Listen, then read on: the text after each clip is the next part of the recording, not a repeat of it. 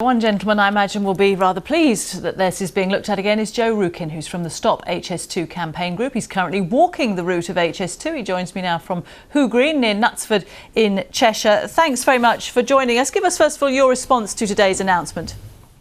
Well, today's announcement is basically that, 3 weeks after Boris Johnson said he was going to start the review, he started this review.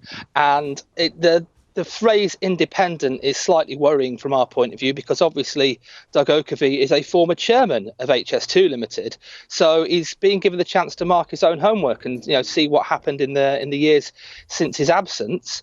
And of course, when he was at HS2 Limited, he was actually nicknamed Captain Invisible. So we're not totally convinced that this is going to be the best review that you could possibly have. And what's happened in the past when HS2 has been in trouble is that they've just said, oh right, we need to invent some more economic benefits, we need to come up with some outlandish figures for jobs. If you look at the jobs projections at the moment, if HS2 was ready tomorrow, it would apparently eradicate unemployment in England. And this is ridiculous, because obviously projects like this don't create jobs. They influence apart from at the stations, and obviously, but they influence the location of jobs. They do not create them.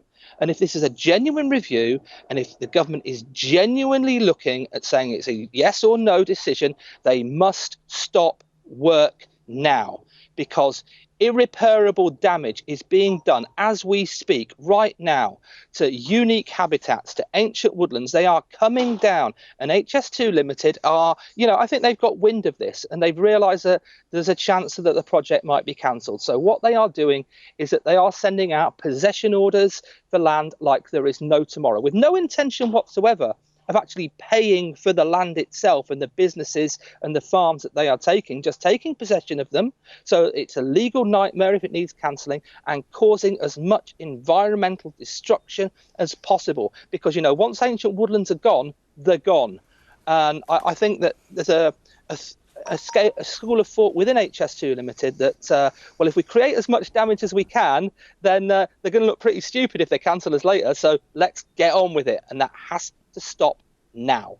I'm sure those involved in the project to date would refute a lot of what you've said. But just in terms of the scope of the inquiry then, what do you think are the key questions that you want answered before a decision is made? Well, the key questions I want answered is, it is patently obvious that HS2 has been over budget for a number of years. And the first question I want answering is, who knew and how long have they known for, and was Parliament misled? Because you've had MPs saying that Parliament has been misled. Lord Berkeley has said HS2 Limited is rampant with fraud.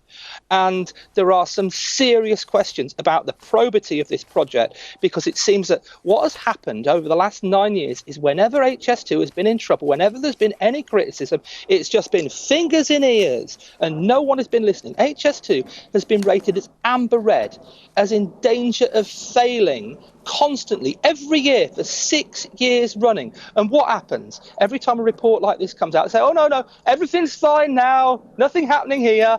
And of course, next time again, it's amber red again. It's been the worst project on the government's books since its inception, or since the inception of the Major Projects Authority.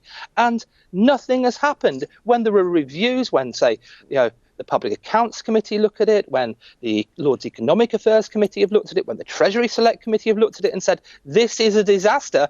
We've just had various parade of transport secretaries said, no, it's all fine. And the reason for that is HS2 has only got this far because it has been lobbied for by the people who want to build it.